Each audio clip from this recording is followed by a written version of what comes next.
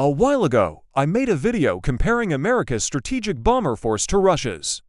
Since then, many viewers have asked me to do the same thing, but with China, so here it is. In this video, I will be looking at 8 key aspects of America's bomber force versus China's. Let's start off with the obvious, the strategic bombers. The United States Air Force operates 3 kinds, the B-52 Stratofortress, the B-2 Spirit, and the B-1B Lancer. These 3 aircraft offer a variety of capabilities that allow the U.S. to project power around the world. The B-52, originally designed in the mid-1950s, is a subsonic, heavy payload bomber that serves as the backbone of America's bomber fleet. There are 76 of them in service today.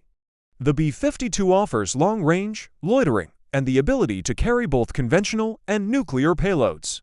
And there have been various attempts over the years to modernize it. These include a new engine and the B-52s for low observable characteristics, though that last one was cancelled due to cost overruns. The B-2, meanwhile, is a stealth bomber with low observability under both visual and radar bands of the electromagnetic spectrum. It first flew in 1989, and there are only 20 of these aircraft in service today. With its stealth features, the B-2 allows the U.S. to penetrate deeply into enemy airspace undetected and deliver conventional or nuclear payloads. The Global Hawk, meanwhile, is a subsonic medium-range bomber. Its design focused on long loiter times and the ability to carry heavy conventional payloads deep into contested airspace. Today, there are 19 in service, and they proved their worth during combat operations in Afghanistan and Iraq. Now, what about the Chinese People's Liberation Army Air Force? Okay, so that's strategic bombers. Now let's move on to stealth bombers. Right now, the only stealth bomber in service in the world is the Northrop Grumman B-2 Spirit. The United States has 20 of them. I already mentioned the B-2's low observability earlier. It's also important to note that it has a very high payload-to-range ratio. This means it can carry a large amount of ordnance without having to sacrifice too much range. As such, it's ideal for penetrating well-defended airspace and delivering both conventional and nuclear payloads deep inside enemy territory. In other words, the B-2 is the perfect platform for a nuclear attack mission. China, meanwhile, has no stealth bombers in service. They are working on a new bomber that is supposed to be stealthy, but it won't be ready until the mid-2020s at the earliest. However, it is worth noting that China has developed the J-20 Mighty Dragon, a stealth fighter that entered service in 2017. The J-20 is designed for air superiority missions, but it could theoretically be used for penetration missions as well.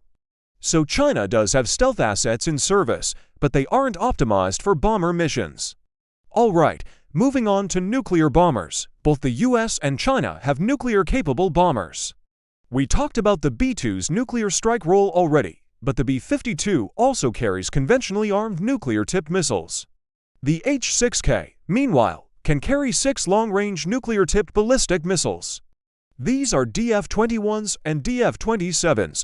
The DF-21 has a range of 1,700 kilometers, while the DF-27 has a range of 4,700,000 kilometers. While the H-6K is nuclear-capable, there's no word on whether or not China would actually use the bomber to launch a nuclear strike. According to the Federation of American Scientists, China may prefer to use their land-based nuclear triad instead. This consists of long-range ballistic missiles, medium-range ballistic missiles, and short-range ballistic missiles. Next up, cruise missile carriers.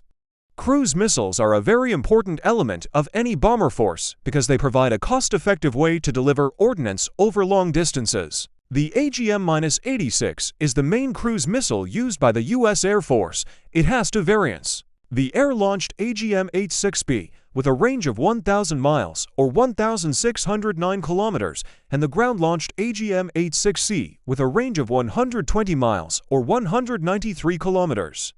The AGM-86B is carried by the B-52 Stratofortress, which we discussed earlier.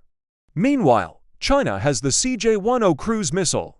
Like the H-6, this missile has a range of 1,600 miles or 2,575 kilometers. The CJ-10 is carried by the H-6 bomber and is considered nuclear-capable.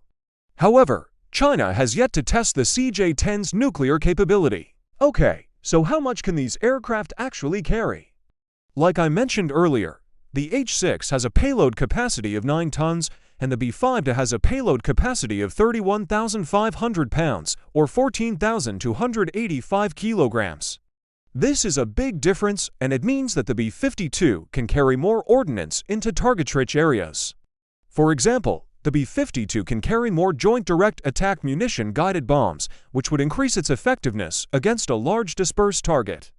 All right, moving on to range. The B-2 Spirit has the longest range of any bomber in service today. It has a combat radius of 7,500 miles, or 12,000 kilometers. It can fly from its base in Missouri all the way to the Korean Peninsula without refueling. The B-52 Stratofortress has a combat radius of 3,600 miles, or 5,795 kilometers, and the H-6 has a combat radius of 1,700 kilometers. With this range, the B-52 can reach most parts of the Pacific Ocean and even some targets in Russia. Meanwhile, the H-6's range is more limited, and it mostly operates within China's borders. Let's talk about in-flight refueling next. The B-1B Lancer, B-2 Spirit, and B-52 Stratofortress all have the ability to be refueled in flight. This allows them to stay airborne for extended periods of time and reach targets that would otherwise be out of range. The H-6 doesn't have this capability, but that's not surprising. Most non-strategic bombers don't have this capability. Next up is penetration capability. The B-2 Spirit is designed to penetrate even the most advanced air defense systems undetected. Its low observability makes it extremely difficult for enemy radar systems to detect and track the aircraft. The B-52 and B-1B, meanwhile, are not as stealthy as the B-2. However, they have other capabilities that allow them to penetrate enemy airspace. For example, the B-52 can fly at high altitudes where it is less likely to be detected. It can also use its onboard electronic warfare suite to jam enemy radar systems. The H-6, meanwhile, is not designed to penetrate enemy airspace. It is mostly used for maritime strike roles, and China's air defense systems are designed to protect against incoming aircraft rather than penetrate enemy airspace. Moving on to supersonic bombers, the United States Air Force operates the B-1B Lancer, which is a supersonic heavy payload bomber. It has a top speed of Mach 1.25 or 1,500 miles per hour to 1,414 kilometers per hour. China has no supersonic bombers in service. Finally, we have modern bomber development. As I mentioned before, China is working on the H-20, which is scheduled to enter service in 2025. The H-20 is a long-range strategic bomber with a possible nuclear strike role. The U.S. hasn't announced any plans to develop a new bomber, though there are rumors that Northrop Grumman is working on a new B-21 Raider. Other than that, let's talk about EW support. Electronic warfare, or EW, is an important part of any bomber's mission. It allows the aircraft to jam enemy radar systems and communications, making it harder for them to track and intercept the bomber. The B-1B, B-2, and B-52 all have electronic warfare suites that allow them to conduct EW operations. The H-6 does not have an integrated EW suite, but it can carry out basic EW missions using its onboard ECM pods. Alright, so those are 8 things that set America's bomber force apart from China's. Now it's time to take a look at the overall picture. When it comes to strategic bombers, the US clearly has the advantage. It has 3 types of bombers that offer a variety of capabilities. China, meanwhile, only has 1 type of bomber. However, China is working on a new bomber that is expected to enter service in the mid-2020s. We lines have to wait and see if this new bomber can make up for some of China's deficiencies. What about payload capacity? Well, again, the US has the clear advantage here. Its bombers can carry much more ordnance than China's bombers. In terms of range, the US also has the advantage. Its bombers can reach targets that are much farther away than China's bombers can. The same is true when it comes to in-flight refueling. The US bombers can stay in the air much longer than China's bombers, allowing them to reach targets that are even farther away. When it comes to penetration capability, the US has the advantage here as well. Its stealth bombers are designed to penetrate enemy airspace undetected. The B-52 and B-1B, meanwhile, have other capabilities that allow them to penetrate enemy airspace. China's bombers, on the other hand, are not designed to penetrate enemy airspace. In terms of supersonic bombers, the US has the advantage here. It is the only country in the world that operates supersonic bombers.